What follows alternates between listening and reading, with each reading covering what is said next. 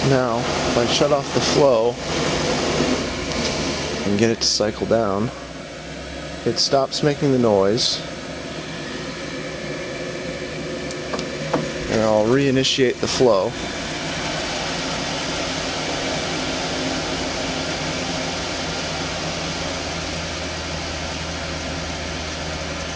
Usually it takes care of the problem. So now it's just operating normally.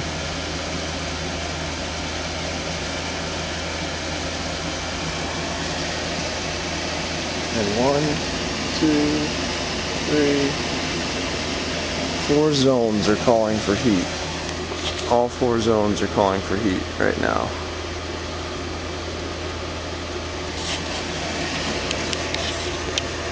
There's the controller.